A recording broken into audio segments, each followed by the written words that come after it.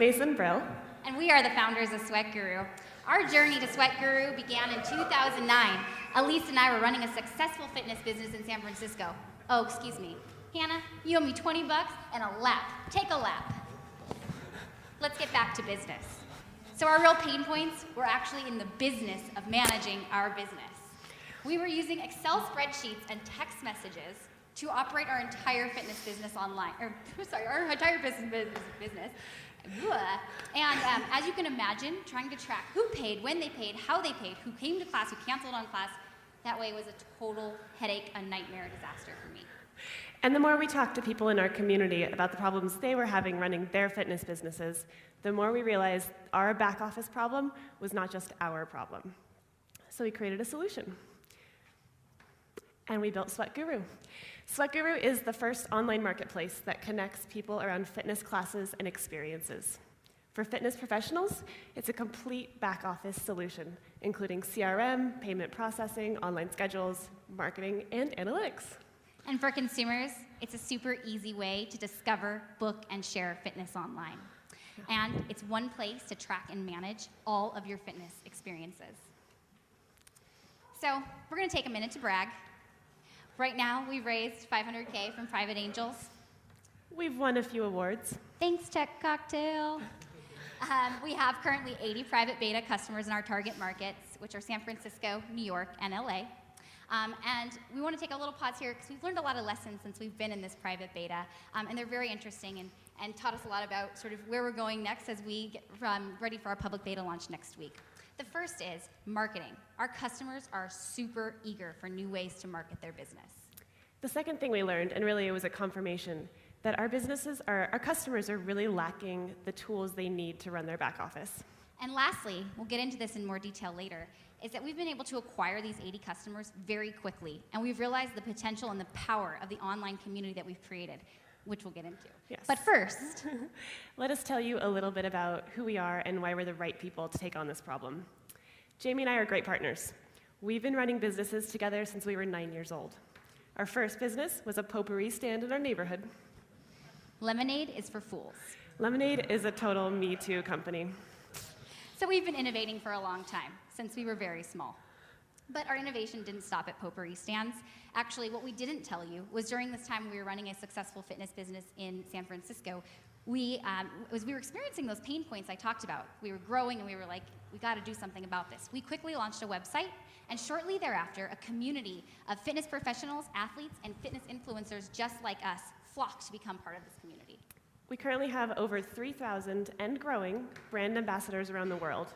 This is a marketing army made up of our own customer base. And so what you can probably gather from that is this is a huge customer acquisition strategy for us. In fact, the majority of those 80 private beta customers came from within our community. And we've just begun to open it up to them, and we can't wait to see how those numbers are going to drastically change as we unleash it to the rest of our community. And beyond that, we realize we're going to scale beyond the community and leverage those amazing partnerships that we've already started to secure with fitness brands like Athleta and Splits 59 and fitness associations like IdeaFit.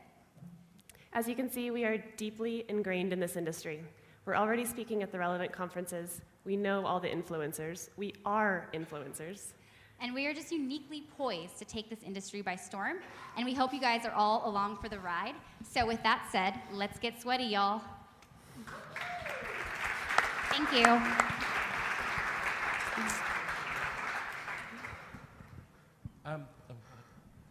I was just going to ask, can you give me like a case study? Tell me sort of who would use it, and Yeah. what are they using it for? Because I don't know that I would want to share my fitness every day.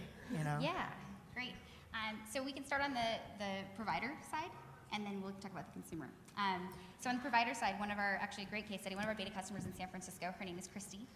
She runs a boot camp Monday, Wednesday, Friday mornings. It's Pilates infused, and she was actually doing everything like we were, pen and paper.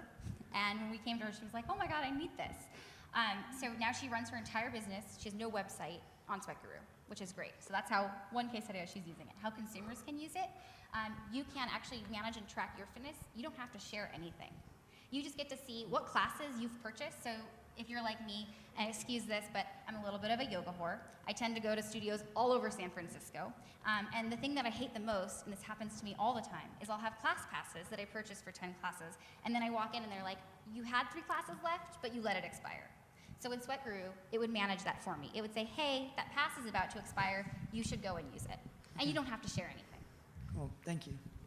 So you mentioned 3 huge focus markets: the back office, the marketing of the studios, the fitness clubs, and discovery from the customer side. Can you really do all that all at once as an early stage company with a couple $100,000 in investment? Yes. Do you want me to expand on that? So the easy question, what's going to make you the most money in the next 5 years out of those 3, and why not focus on that? Yeah, so actually we think it's a very great question, and we think there's a huge opportunity with the software alone. The fitness software market currently is a $70 million industry, and that's only less than 1% of the fitness businesses that are out there. So the back office, you mean? Back office, yes. And that alone, we think that it'll soon become ancillary, and that consumer opportunity is going to be large as well. What does it look like on the consumer side? Your traffic, like you have 80 individual fitness instructors who are using the product. On the consumer side, what are you experiencing? It's currently a very controlled ecosystem because we are in private beta, so it's really just friendlies and people that we're allowing in, and our 80 beta customers, clients. So right now the consumer side is very controlled, but this Wednesday that will all change. I'm curious about your pricing strategy for the back office stuff, just because I know from hanging out in the industry that it's a pretty low margin business in a lot of cases. That's why I assume it's only 1% that's using software right now. So how are you attacking that? Yeah, yes, you're exactly right. It's a very hard business to be in. We were doing it ourselves, so we know. We looked at the pricing scale, and it's currently $19 to $76, and that depends on the size and complexity of your business. So it's $19 for an individual instructor. Yeah. And that's per month. Oh, sorry. Yeah, thank you. Are you handling payments as part of the CRM? We are. Okay. Yeah, it's complete back end with payment processing, CRM, analytics, and some marketing automation tools. So all that exists right now, or these are planned to exist? All of that exists. Yeah. Anything else? Oh yeah, so go ahead. I was just going to say, do you know who your competition is out there? You say you're the one and only, but there must be other people playing in the space. There are. Sure. Yes, there are quite a few players in the space. There's one sort of dominant player, and they're really, they do pure back end, just the back office. And we've found through talking to our customers and our community that they really need the marketing side too. So we're planning to really tackle the end to end and give them something that can help them grow beyond just manage. And what marketing techniques are you thinking are going to be most effective? You want to take this one? What marketing techniques are going to be most effective? Yeah, so as we talked about a little bit, we get this question quite a lot, and one of the things we talked about is our community and the sheer power of it, not just in numbers but in engagement. And one thing that we did mention, and it's just one strategy of many, but with that, what we've seen, and even just with our private beta, where we've been letting in just small amounts of people trying to really get a very thoughtful product out, is that it wasn't just within our actual 3,000 ambassadors. It was our ambassadors saying like, hey, Jamie and Elise, you guys should also know this person, and they should be using. So we were even getting referrals from within the community, so it reaches very, very far and wide. So that's a huge marketing strategy for us, obviously. And marketing and PR in our DNA, it's sort of what we live to do, and so we're really excited about moving ahead on that front as well. Does that answer your question? Sure. What do you think is going to be the hardest thing that you guys have to accomplish to succeed? The one hardest challenge to solve?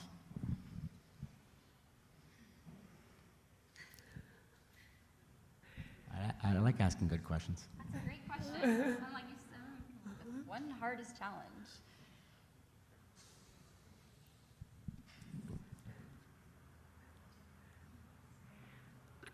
I think, one of the challenges that we faced is really finding the right people to help us build this.